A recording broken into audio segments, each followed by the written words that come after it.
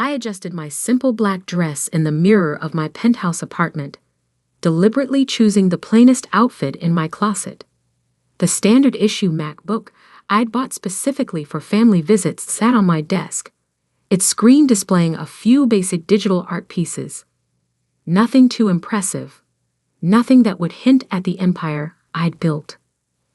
The invitation to the Morrison family reunion sat on my kitchen counter, its gold embossing catching the morning light.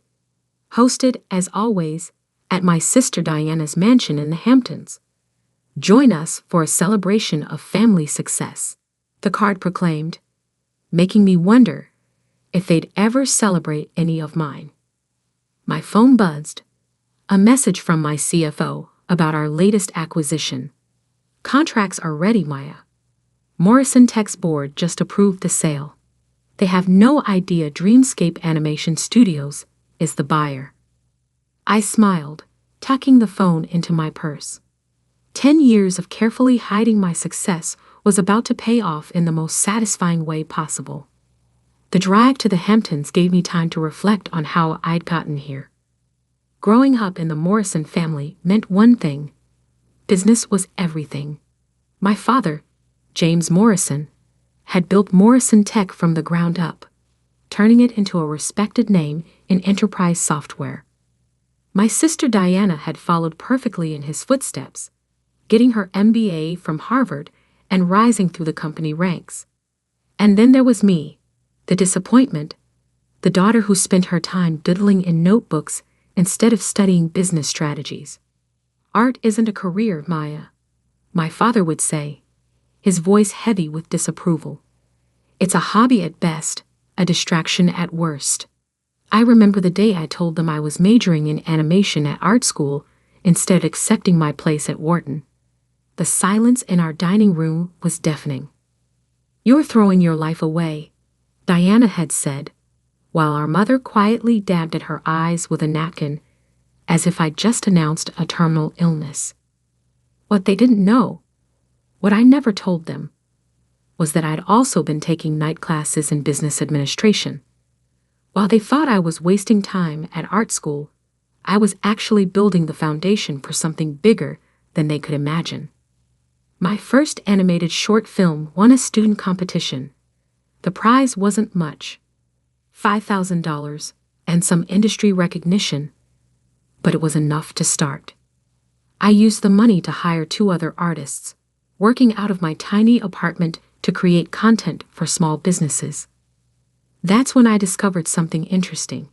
The corporate world was desperate for good animation. Training videos, marketing materials, product demonstrations.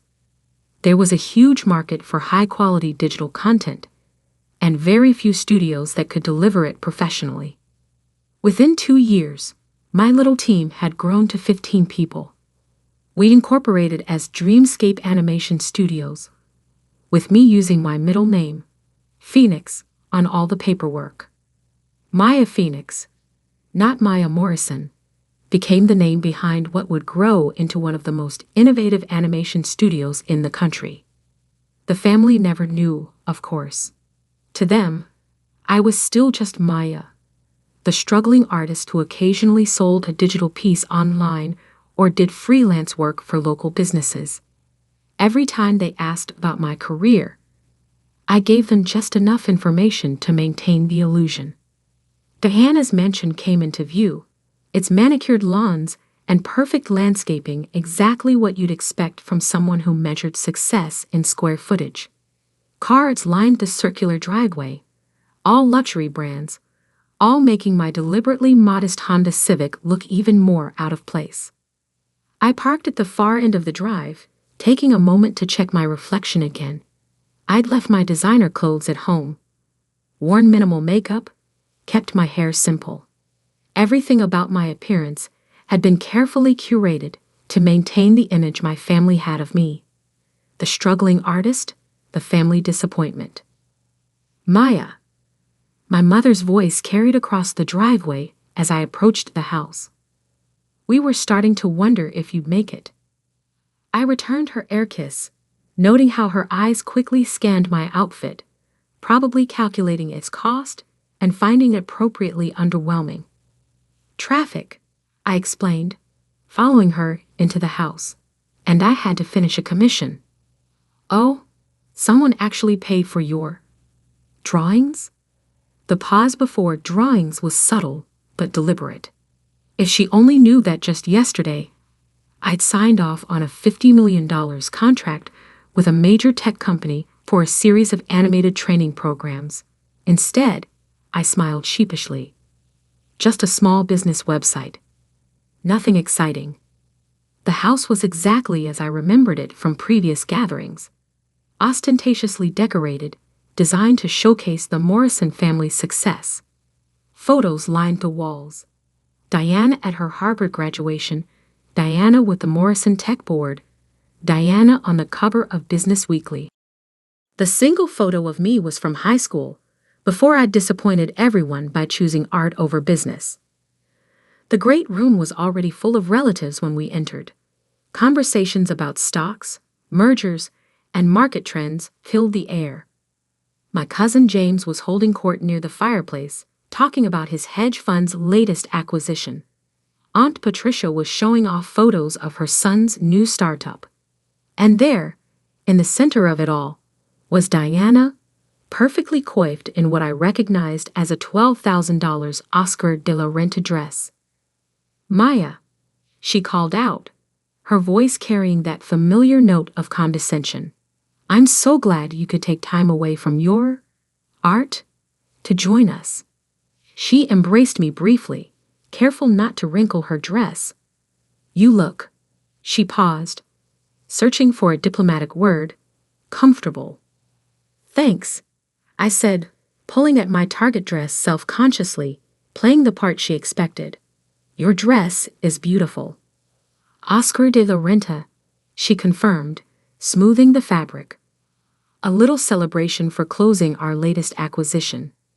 Morrison Tech just bought out our biggest competitor in the enterprise software space.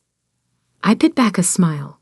If only she knew that in less than 24 hours, Morrison Tech itself would belong to my little art studio. "That's wonderful," I said. "Things must be going well." "Better than ever," she beamed. "In fact, I was just telling everyone about our next big move. We're branching into digital content creation, animations for corporate training, marketing, that sort of thing." My heart skipped a beat. This was exactly why I'd moved to acquire Morrison Tech. They were planning to enter my territory, potentially becoming a major competitor. Instead, they were about to become part of my empire. Not that Diana knew that yet. "Animation?" I asked innocently. "That sounds complicated." Diana laughed, the sound carrying across the room. "Oh, Maya, it's all business strategy. The actual drawing part is just technical work. We'll hire people for that. People like," she gestured vaguely in my direction. "Well, Other relatives had drifted over, drawn by Diana's laugh. "Still drawing cartoons, Maya?" my cousin James asked, not bothering to hide his smirk. My fund is always looking for administrative assistants if you want a real job." "Thank you," I said quietly. "But I'm doing okay with my art." "Okay?" Diana raised an eyebrow. "Is that why you're still driving that old Honda? Still living in that tiny apartment?" They had no idea that I owned the entire building where my tiny apartment was located, or that my car collection included a Porsche and 2 Teslas. The Honda was just for family visits. "I get by." I shrugged. Not everyone needs a mansion. "Getting by isn't the same as succeeding." My father's voice came from behind me. I turned to find him watching me with that familiar look of disappointment. "Diana's latest deal is worth more than you'll probably make in your entire life drawing pictures." I felt a flash of anger but pushed it down. In less than a day, they would all learn just how wrong they were. The contracts were signed, the press release written. By this time tomorrow, Maya Phoenix would be revealed as the CEO of Dreamscape Animation Studios, and the new owner of Morrison Tech. But for now, I just smiled and excused myself to get a drink. Let them have their moment of superiority. Let them believe what they'd always believed about me. After all, revenge is an art form too. The family reunion dragged on into evening, each hour bringing a new opportunity for my relatives to remind me of my perceived failures. I kept checking my phone, watching as messages from my executive team confirmed that everything was in place for tomorrow's announcement. Press release approved by legal. New York Times exclusive secured. Board transition documents ready for signing. I was standing by the floor-to-ceiling windows, watching the sunset over Diana's perfectly manicured garden, when my father approached. He held a glass of his favorite scotch, the same brand I had a case of in my office, though he didn't know that. "Maya," he said, his voice carrying that perpetual note of disappointment, "your mother and I have been talking." I braced myself. These conversations never ended well. "Diana's new digital content division will need artists," he continued. "Basic level stuff. Nothing too creative. But it would be steady work, benefits, a real salary." He emphasized real, as if what I did wasn't real work. "She's willing to give you a chance, despite your limited business experience." I took a sip of my champagne to hide my smile. If he only knew that my company's annual revenue was nearly triple what Morrison Tech made in digital services. "Thank you, Dad, but I'm okay with my freelance work." He sighed heavily. "Maya, you're 32 years old. Don't you think it's time to stop playing around with drawings and join the real world? Look at your sister. She's made something of herself." Through the window's reflection, I could see Diana holding court among our relatives, probably sharing another story of her business triumphs. She'd always been good at that, making sure everyone knew exactly how successful she was. "I know you think art is just playing around," I said carefully, "but there's more to it than you realize." "Is there?" He gestured at my simple dress, my unassuming appearance. Because from where I stand, all I see is wasted potential. You could have gone to Wharton, could have been part of Morrison Tech's legacy. Instead, you chose to throw it all away for what? Digital doodles. The words stung, even after all these years, even knowing what I knew. Actually, I started, almost ready to tell him everything, but my phone buzzed again. A message from my COO. "Morrison Tech board members all confirmed for tomorrow's 9 a.m. meeting. They have no idea what's coming." I swallowed my confession. Less than 12 hours. I could wait that long. "Actually what?" my father prompted. "Nothing," I said. "You're right. I made my choices." He shook his head and walked away, leaving me to watch the final rays of sun disappear behind the trees. Across the room, I heard Diana's laugh ring out again. "Maya's always been different," she was saying to our Aunt Patricia. "Some people just aren't cut out for real success. At least she's finally accepting the hand up we're offering." I checked my watch. 7:30 p.m. In less than 14 hours, everything would change. The rest of the evening passed in a blur of subtle jabs and condescending offers of help. Cousin James offered to teach me basic business accounting.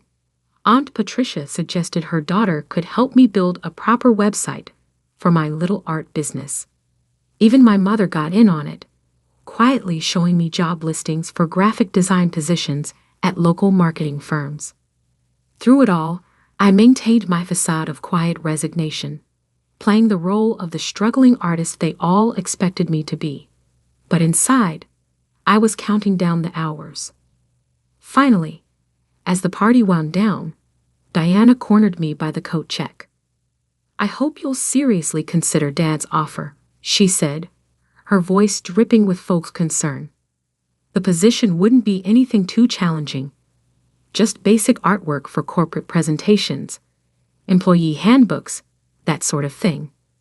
We'd start you at an entry-level salary, of course, but it's better than whatever you're making now. I thought about my penthouse office overlooking Central Park, about the team of over 200 artists and animators who worked for me, about the groundbreaking projects we were developing that would revolutionize digital animation. "I'll think about it," I said. "Don't think too long," she advised. "Once we announce our expansion into digital content next week, we'll have plenty of qualified applicants. I'm only offering because you're family." I nodded, accepting my cope from the attendant. "Speaking of announcements, will you be at the office tomorrow?" "Of course," she said proudly. 9 a.m. sharp. We have a major meeting with our mystery buyers. Some big animation studio is interested in partnering with us. She smirked. "See what happens when you think bigger than just drawing pictures."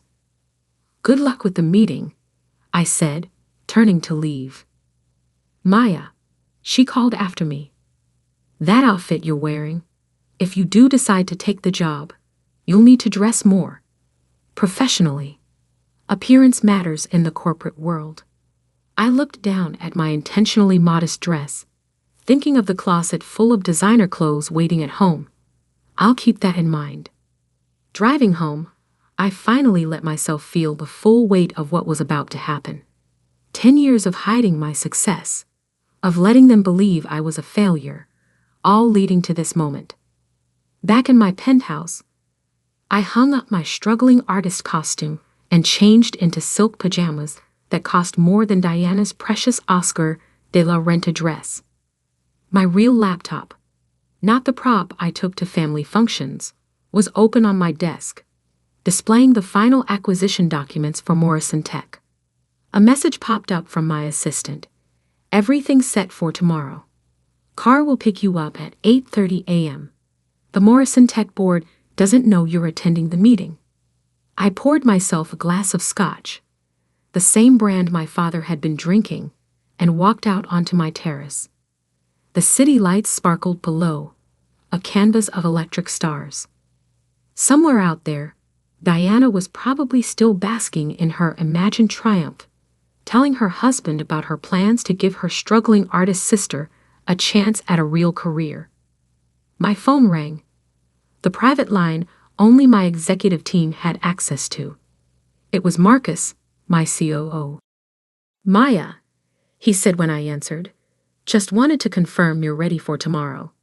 Once we make the announcement, everything changes. Your family? They'll finally see the truth." I finished. "All of it. Are you sure you want to do it this way? We could send someone else to the meeting. Keep your identity private a little longer." I thought about my father's disappointment, Diana's condescension, all the years of being treated as less than because I chose art over their version of success. "No," I said firmly. "I want to be there. I want to see their faces when they realize who they're really dealing with." After hanging up, I stayed on the terrace for a long time, thinking about the journey that had brought me here. Every dismissive comment, every patronizing offer of help, every family gathering where I'd had to bite my tongue, it had all led to this moment. Tomorrow, they would learn that the daughter they dismissed as a failure had built something bigger than they could imagine. Tomorrow, they would understand that success doesn't always look the way they think it should. Tomorrow, Maya the struggling artist would be revealed as Maya Phoenix, CEO of Dreamscape Animation Studios and the new owner of Morrison Tech. I smiled, raising my glass to the city lights. The art of deception was about to become a masterpiece of revelation. The Morrison Tech boardroom looked exactly as I remembered it from childhood visits, all mahogany and leather, old money and older pride. I stood in the private elevator, wearing a custom camel suit that cost more than 6 months of the entry-level salary Diana had condescendingly offered me.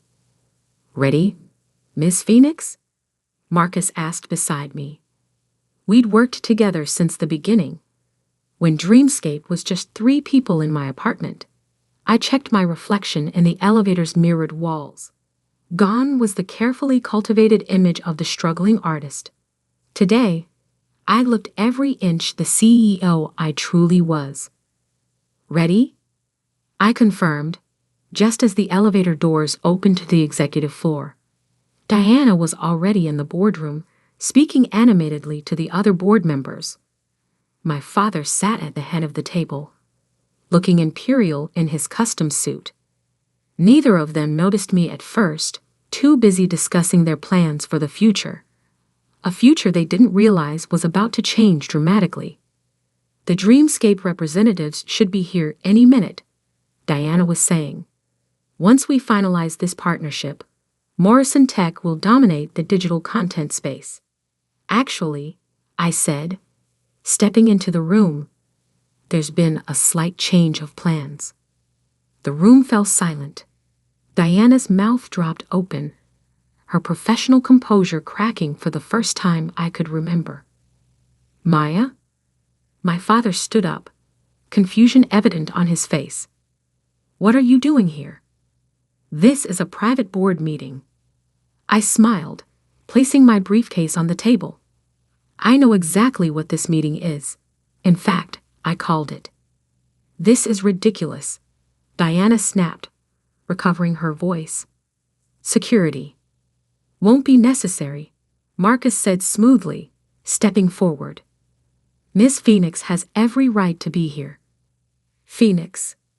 Diana's eyes narrowed. Her name is Morrison. Actually, I said, opening my briefcase and beginning to distribute documents. Maya Phoenix is my professional name. The name I used to build Dreamscape Animation Studios from the ground up. The name that's about to become very familiar to everyone in this room.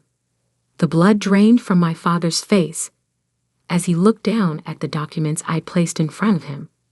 Acquisition papers, final sale contracts, press releases ready to go.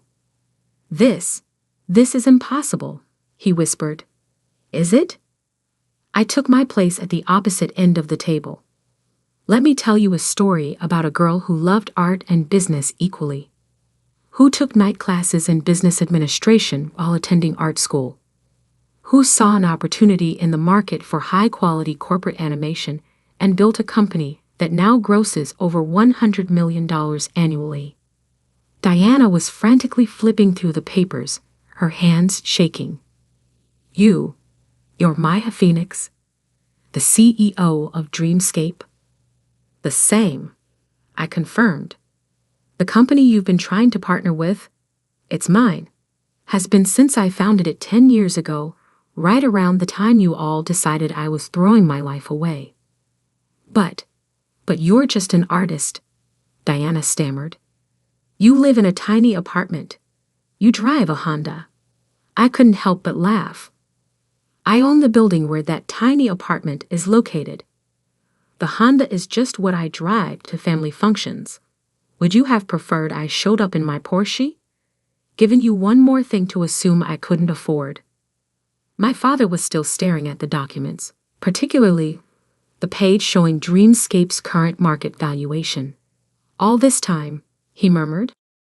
All this time, I agreed. Every family gathering where you mocked my career choice. Every condescending offer of help. Every comparison to Diana's real success. I was building something bigger than Morrison Tech could ever dream of being. Why? Diana demanded. Why hide it? Why let us think? Because you never would have accepted it. I cut her off. You would have tried to take control, to make it part of the Morrison Tech empire. You would have turned my vision into just another division of your company. I needed to build this my way, on my own terms. I stood up, smoothing my designer suit. And now, as of 9 a.m. this morning, Dreamscape Animation Studios is the proud owner of Morrison Tech. We'll be restructuring the company, focusing on innovation rather than tradition. Diana, your position as CEO will be eliminated, though you're welcome to interview for a role in our creative department. Father, you'll be transitioned to an advisory role until your retirement next month." The silence in the room was absolute. Even the other board members, who usually deferred to my father in everything, sat in stunned silence. "You can't do this," Diana finally whispered. "Actually, I can and I have. The board approved the sale last week, though they didn't know I was the buyer. The contracts are signed. The press release goes out in—" I checked my watch. Approximately 10 minutes. As if on cue, my phone buzzed. The New York Times exclusive was live. Art meets tech. Dreamscape Animation Studios acquires Morrison Tech in surprise deal. CEO Maya Phoenix reveals plans for digital innovation. I turned my phone around, showing them the headline. "By the way, Diana, about that entry-level position you offered me yesterday, I'll have to decline. I'm afraid I'm overqualified." The next hour was a blur of legal formalities, shell-shocked board members signing transition documents, and my father sitting in stunned silence at the head of the table that was no longer his to command. As the board members filed out, leaving just my family, Diana finally found her voice again. "All these years," she said, her voice hollow, "you let us believe you were struggling. You let us pity you." "No," I corrected her. "You chose to pity me. You chose to see what you expected to see. The failed artist, the family disappointment. You never once considered that I might be capable of more." My father stood up slowly, looking older than I had ever seen him. "Mina, save it," I said, but not unkindly. "I didn't do this for revenge. I did it because it was the right business decision. Dreamscape needs Morrison Tech's infrastructure to expand, and Morrison Tech needs our innovation to survive in the modern market." I gathered my things, preparing to leave. "There will be a family dinner tonight at Le Bernardin to formally announce the merger. I trust you'll both be there." They nodded mutely. "Good. Oh, and Diana?" I paused at the door. "To dress professionally. Appearance matters in the corporate world, after all." The ride back to my office was quiet. Marcus knew me well enough to let me process everything in silence. It wasn't until we were in my penthouse office, overlooking the city, that he spoke. "Feel good?" I looked out at the city, thinking about the path that had led me here. "It feels right, like finally finishing a painting I've been working on for 10 years. My phone was flooding with messages. Relatives who had suddenly seen the news, who were just now discovering that the struggling artist they dismissed was actually one of the most successful CEOs in the digital media space. Cousin James, who had offered to teach me basic accounting, had already sent 3 messages asking if we could discuss potential synergies with his hedge fund. Aunt Patricia, who'd suggested her daughter help me build a website, was calling repeatedly. Even my mother had texted, "Why didn't you tell us?" I left them all unanswered. They'd have their chance to talk at dinner tonight. Instead, I opened my laptop and began working on the speech I would give to Morrison Tech's employees tomorrow. They needed to know that while leadership was changing, their jobs were secure, as long as they were willing to embrace innovation and creativity. A final message came through from Diana. "I need to understand. Please, can we talk before dinner?" I thought about it for a long moment before replying. "Come by my office, the real one. Top floor of the Phoenix building on 5th Avenue. The security desk will be expecting you." An hour later, Diana stood in my office, looking distinctly uncomfortable. Her eyes darted around the space, taking in the original artwork on the walls, the view of Central Park, the clear evidence of success she'd never noticed before. "Why?" she asked simply. "Why what? Why did I hide my success? Why didn't I buy Morrison Tech? Why did I let you all believe I was a failure? All of it. I gestured for her to sit, because you and Dad never would have accepted my success on my terms. You would have tried to make it fit your definition of achievement. Board meetings, quarterly reports, traditional corporate structure. But Dreamscape succeeded precisely because it wasn't traditional. We innovate. We create. We do things differently. But we're family, she protested. We could have helped. Like you helped yesterday. I raised an eyebrow, offering me an entry-level position out of pity. That's not help, Diana. That's control. She had the grace to look embarrassed. I never knew. Never even suspected. Because you never looked. None of you did. You saw what you expected to see. The artistic sister who couldn't cut it in the real world. You never considered that art and business might not be mutually exclusive. Diana was quiet for a long moment, looking out at the city view. What happens now? Now we move forward. Morrison Tech becomes part of Dreamscape, and we build something new together. If you're willing to learn, to adapt, there could be a place for you here. But not as CEO. Not anymore. She nodded slowly, understanding dawning in her eyes.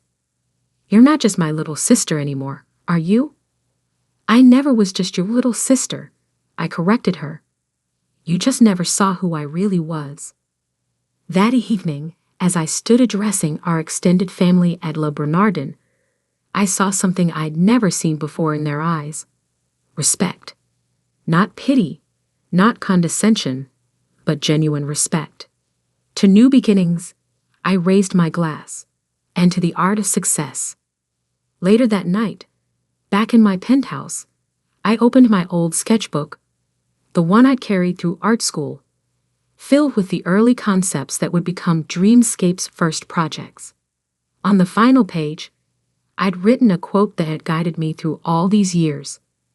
The greatest art lies in hiding your mastery until the perfect moment of revelation. I smiled, closing the book.